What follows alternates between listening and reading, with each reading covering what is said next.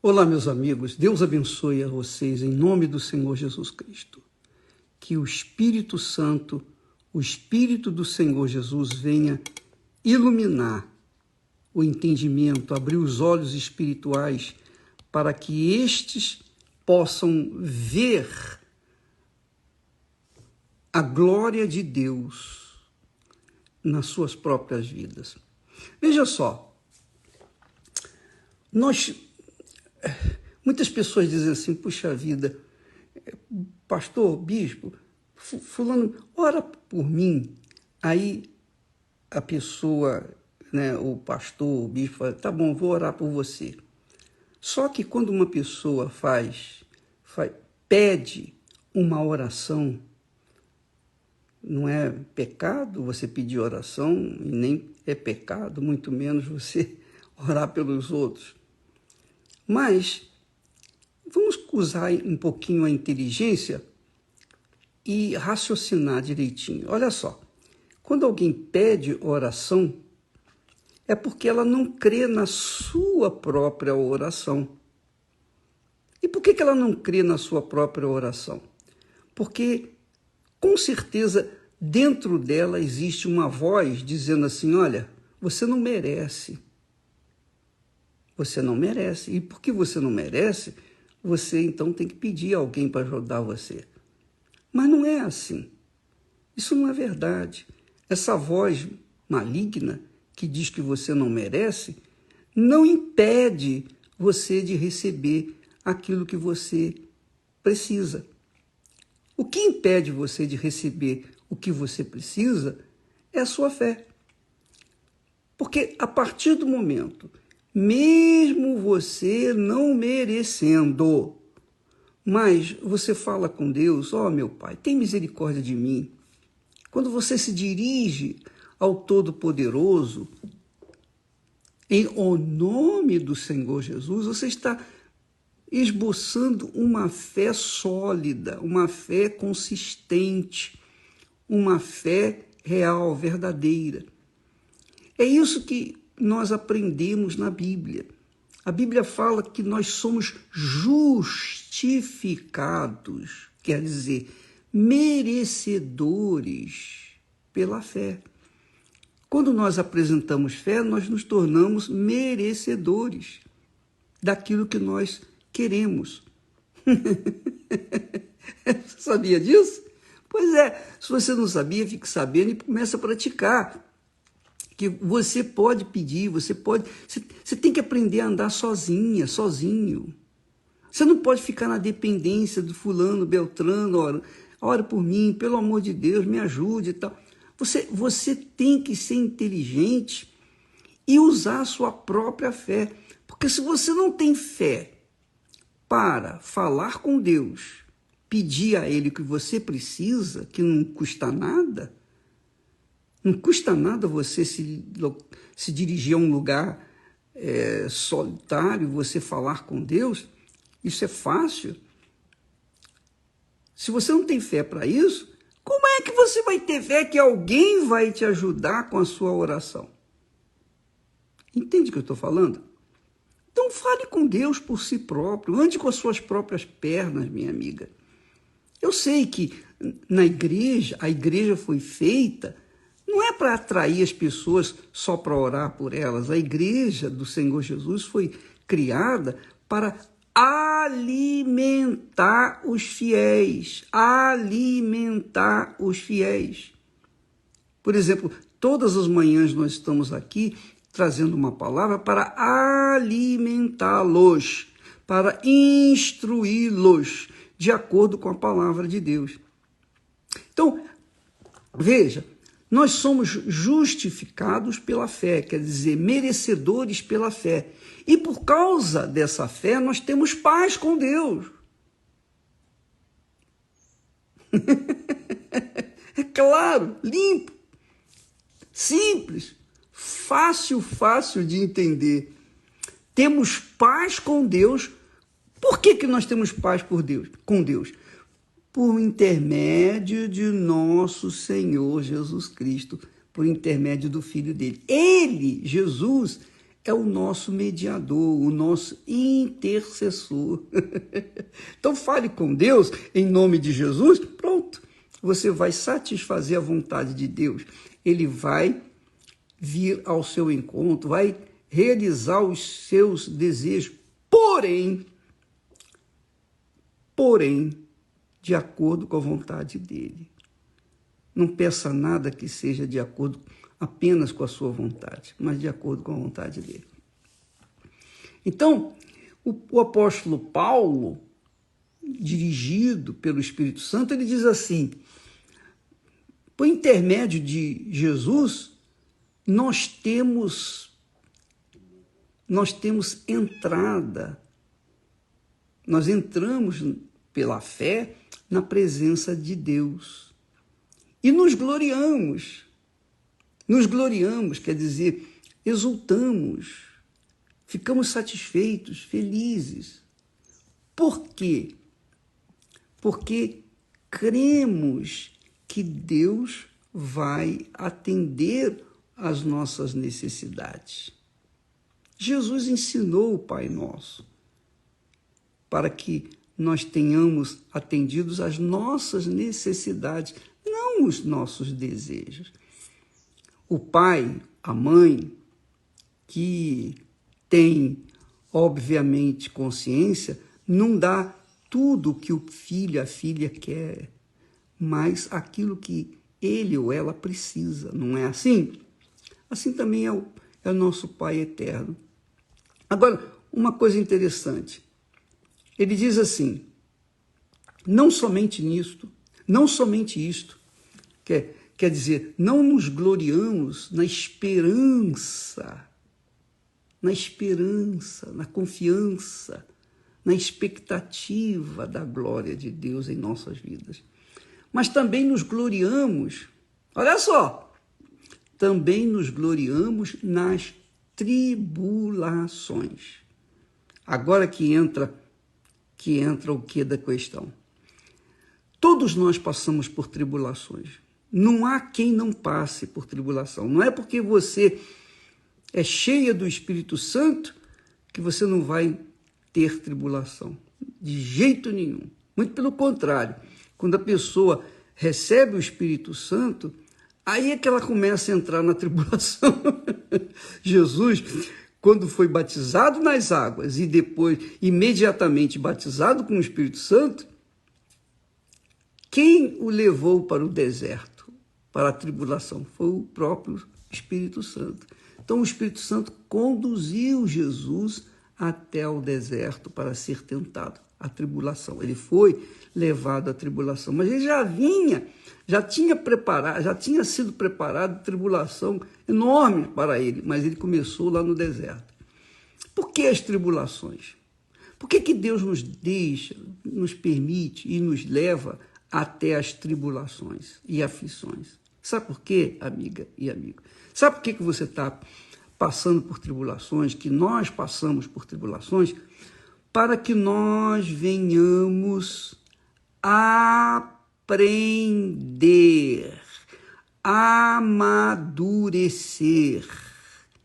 para que nós venhamos ser adultos na fé, para que nós sejamos adultos na fé, maduros na fé. Ninguém amadurece na fé com o conhecimento da palavra de Deus. Ninguém. De jeito nenhum. Assim também como a criança que começa a engatinhar, que começa a querer andar, essa criança só aprende a andar quando ela começa a encontrar seus obstáculos, suas dificuldadezinhas, é ou não é? Ela se levanta, cai outra vez, se levanta, cai outra vez. E aquilo ali é o que faz ela desenvolver sua capacidade, seu raciocínio, sua experiência. A tribulação não é para o nosso mal. As tribulações não são para o nosso mal. As tribulações são para o nosso bem, para que nós venhamos ser maduros, maturos, para que nós venhamos crescer na fé. porque só e somente nas tribulações que nós aprendemos, crescemos, amadurecemos na fé. Então, não fique a lamentar as suas tribulações, as suas lutas, nada disso. Então, muitas pessoas chegam a um ponto que não resistem e acabam se entregando, e ouvindo a voz do diabo e se matando. Por quê? Porque o sofrimento, a tribulação que ela está passando é muito forte, intensa, e ela dá mais ouvido à voz da dúvida do que à voz da fé. Ela despreza a voz da fé, consequentemente, adere, abraça a voz da dúvida e então se mata. Eu sei que tribulações não são fáceis, mas uma coisa é certa. A Bíblia fala que Deus não nos permite ser tentados além das nossas forças. Da mesma forma que Ele não permite que nós sejamos atribulados além do que nós podemos suportar. Deus não permite isso, porque Ele não é malvado, Ele é bom. Então, as tribulações que Ele permite que nós passemos, os desertos que Ele permite que nós passemos, são para o nosso bem, para o nosso crescimento, para a nossa maturidade.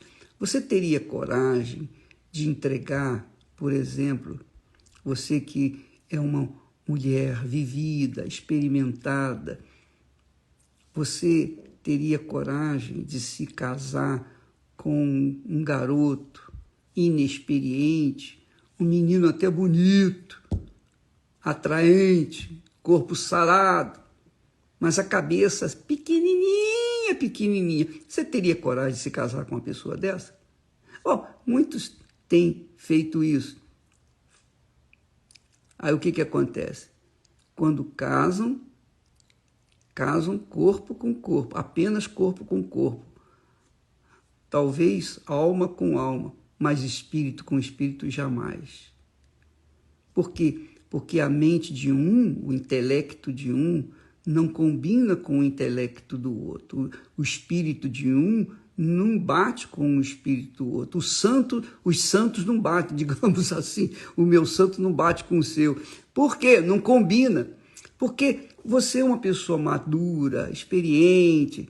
Você casa com uma pessoa inexperiente, você vai ter grandes e gravíssimos problemas no seu relacionamento com aquela pessoa. As tribulações, minha amiga e meu amigo, que Deus permite que nós passemos, já são suficientes para que a gente não venha casar com uma pessoa jovem, criança e imatura, porque certamente não vai dar certo esse casamento. Com certeza, eu tenho certeza que não vai dar certo. Por quê? Porque a pessoa vai unir a sua capacidade intelectual madura com uma capacidade intelectual imatura. Combina? Não, não combina, não casa. Não casa de jeito nenhum. Quando a pessoa casa, eu penso que tem que ser cabeça com cabeça, não é assim? Quer dizer, o intelecto com intelecto, alma com alma e corpo com corpo. Se não combinar os pensamentos, o casamento não dura nem uma hora. Veja só, Paulo, então, orientando, nos diz que as tribulações, veja só, que nós enfrentamos por causa da fé em Deus, elas produzem paciência, quer dizer, perseverança. Paciência aqui no sentido de perseverança. A gente se torna perseverante, insistente naquilo que é justo. Não é uma pessoa, a pessoa perseverante não é a pessoa teimosa, não. O teimoso insiste no erro. O perseverante insiste no que é certo, no que é justo, no que é correto, que ele sabe, que tem conhecimento, é racional, que é certo. Você seguir obedecendo a palavra de Deus, isso é perseverança. Você seguir, perseverar na sua teimosia em querer casar com um jovem, muito mais jovem que você, uma criança, isso é teimosia, isso é olho grande. É claro que vai dar errado. E Deus nos deu inteligência, nos deu espírito para a gente pensar e decidir o que é melhor para nós. Então, uma coisa é a perseverança e outra coisa é a teimosia. Pense bem no que você escolhe. Então, ele diz que a fé produz, olha só, a fé produz, ou a tribulação, a fé nos leva a tribulações que produzem paciência, quer dizer, perseverança. E a perseverança produz o quê? Experiência. Experiência.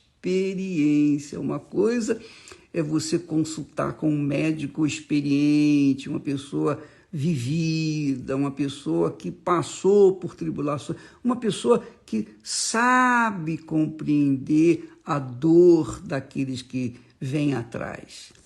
Agora, outra coisa é você casar com uma criatura inexperiente. Então, a paciência, quer dizer, a perseverança, produz experiência. E a experiência produz esperança. Você fica naquela esperança, a esperança da fé. Você tem certeza que vai acontecer. E a esperança não traz confusão. A esperança faz com que o Espírito Santo venha nos usar como instrumentos da sua vontade. Amanhã nós falaremos mais a esse respeito. Então, não se entregue às tribulações, não se entregue aos seus desertos, não fique esperando pelos outros, não fique contando com as orações de fulano, beltrano, cicrano. Não me custa nada orar por você. O que custa é você acreditar também na minha oração. Porque se você não crê na sua própria oração, como é que você vai crer na minha? É só isso. Pense bem. Minha amiga, meu amigo, vamos orar uns pelos outros, conforme diz a Bíblia, mas não vamos ser indolentes, preguiçosos, e ficar esperando só pelos outros, tá bom? Deus abençoe a todos e até amanhã em nome do Senhor Jesus. Graças a Deus.